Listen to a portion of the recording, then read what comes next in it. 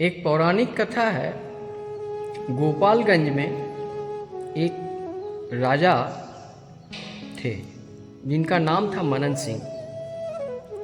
उन्होंने सोचा कि मैं एक बहुत बड़ा सा यज्ञ करूंगा।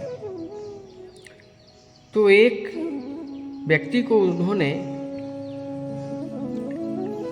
बोला कि आप पीला सुपारी, पीला धोती और पान का पत्ता और कुछ और अन्य सामग्री लेकर पूरे विश्व में सभी जगह निमंत्रण दे के आए कि हमारे यहाँ यज्ञ होगी।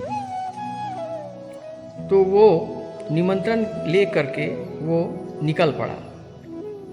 तो रास्ते में उसे एक रासू मोची नाम का एक व्यक्ति मिला। तो रासू मोची बोला कि मेरे पास एक कॉइन है, जाते समय गंगा जी में तुम चढ़ा देना। तो बोला ठीक है। फिर वो कॉइन रख लिया। फिर वो जाते जाते जब गंगा जी के किनारे पहुंचा तो उसे याद आया कि वो कॉइन हमको दे देना है। तो कॉइन देने के लिए जब वो उतरा तो उसके हाथ में जो सामग्रियां थी राजा के द्वारा दिए गए, वो गंगा जी की हलकार में बह गए। तो वो बहुत परेशान हुआ। फिर वो उठा तो फिर वो बोला कि अरे हम तो जिस काम के लिए उतरे वो काम तो किए ही नहीं, मैंने तो कॉइन तो दिया ही नहीं गंगा जी को। तो फिर वो कॉइन लेकर के जब देने के लिए जाते हैं तो वहाँ पर देवी प्रकट हो जाती है, दोनों हाथ उठा करके उनका कॉइन हाथ में ले लेते हैं और उनको भी आशीर्वाद दे करके वो अंतर ध्यान हो जाती है। तो बोला कि तुमको मृत्यु दंड दिया जाएगा। तो बोले जो इसमें मेरी कोई गलती नहीं है, वो रासू मुची ने हमको जो कॉइन दिया था गंगा जी को चढ़ाने के लिए, जिसके लिए हम चढ़ाने के लिए गए थे। तब मनन सिंह ने आदेश दिया कि रासू मुची को बंदी बनाकर ले आया। तो रासू मुची कोई साधारण व्यक्ति नहीं था, वो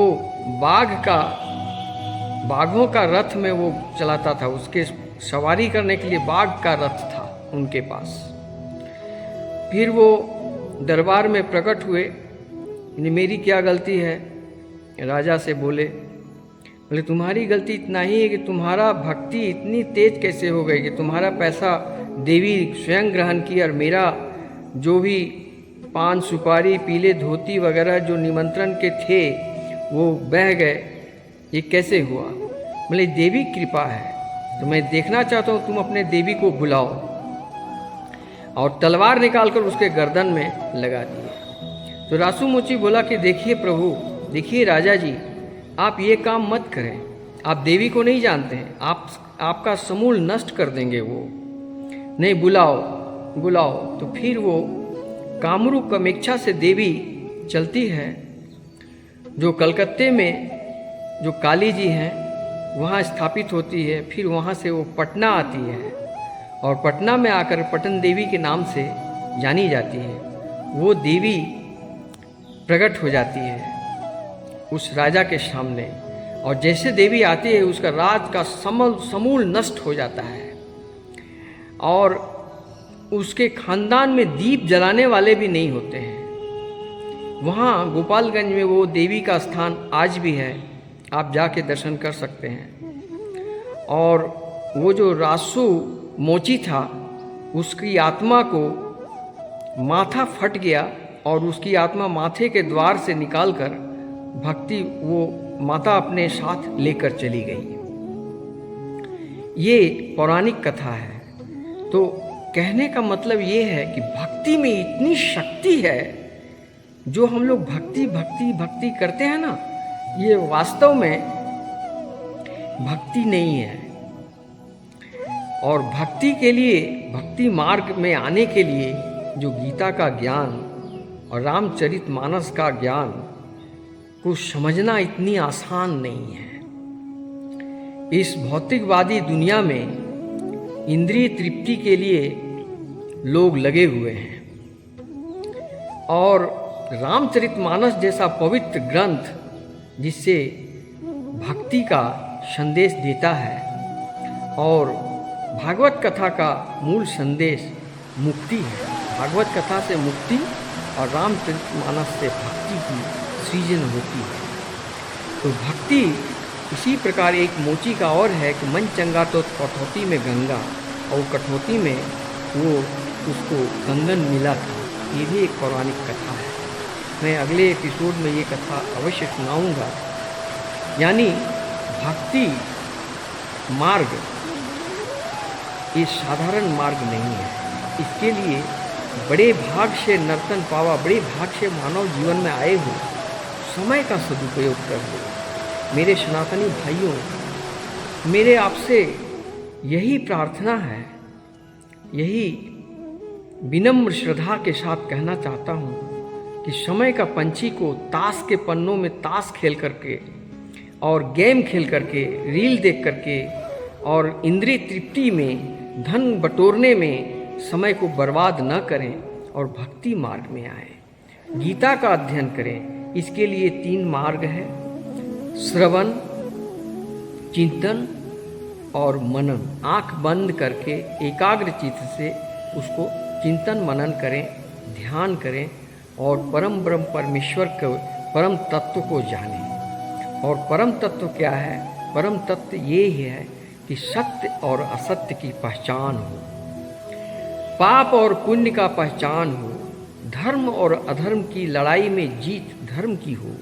इस तत्व को जो जान लेते हैं वो परम ज्ञानी होते हैं। शिक्षित होना बहुत बड़ी बात नहीं है। शिक्षित बहुत लोग होते हैं, लेकिन वो शिक्षित लोग भी आत्महत्या कर लेते हैं, पाप कर लेते हैं, पाप आचरण कर लेते हैं, लेकिन वो ज्ञानी नहीं होते हैं। लेकिन जो ज्ञानी होगा ना, जो परम तत्व को जानता है, वो अपने आप को भगवान के श्री चरणों में समर्पण कर देते हैं और वो बड़ी आनंदित रहते हैं। क्योंकि ये जब परम तत्व जब जान गया कि कोई मरता ही नहीं है, कुछ खोता ही नहीं है, कोई कुछ पाता ही नहीं है, ये खोने की उम्मीद, खोने का गम और पाने की उम्मीद में जो लोग लगे हैं, ये सरासर एक भ्रम है, एक माया है। जो मेरा नाम दिया गया है यह भी सत्य नहीं है।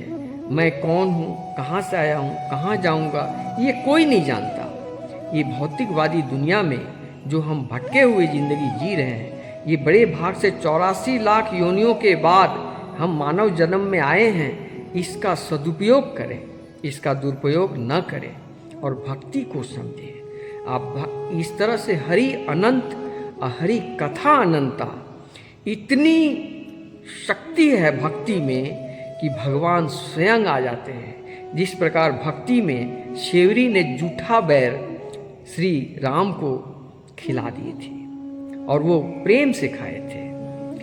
कृष्ण के सखा, बाल सखा सुदामा से बड़ा कोई गरीब नहीं था और श्री कृष्ण से बड़ा कोई अमीर राजा नहीं थे। लेकिन वो जब उनके यहाँ दरबार में पहुँचे तो कुछ मांगे नहीं और उनको श्री कृष्ण ने बिन मांगे ही वो सब दे दिया, इतना वो सोचे भी नहीं थे। इस प्रकार सबसे पहला ज्ञानी वो होते हैं जो किसी से कुछ मांगते नहीं हैं, क्योंकि परम ब्रह्म परमेश्वर को अपने संतान के प्रति सब कुछ पता होता है कि हमको कब क्या चाहिए। यानी हमारी एक एक सांस प्रभु का दिया हुआ है। वो जब चाहेंगे हमें यहाँ से ले जाएंगे और हमें मृत्यु प्राप्त हो जाएगी और हम जी नहीं पाएंगे।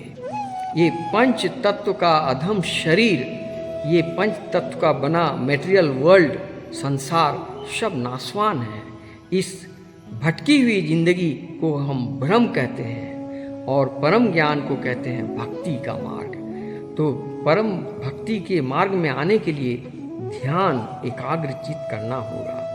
इसके लिए शुद्ध शाकाहारी भोजन करना होगा और एक सत्संगी जो परम सत्संग वाले गुरुदेव हैं उनके द्वारा दीक्षित होकर मंत्रों का उच्चारण करना होगा। और अगर कुछ भी नहीं कर पाते हो तो हरिनाम संकीर्तन ही काफ़ी है। और शुद्ध आचरण में परम सत्य को जानना, परम तत्व को जानना ही परम ज्ञान है। इसलिए प्रेम से बोलो वृंदावन बिहारी लाल की जय, प्रेम से बोलो राधे राधे।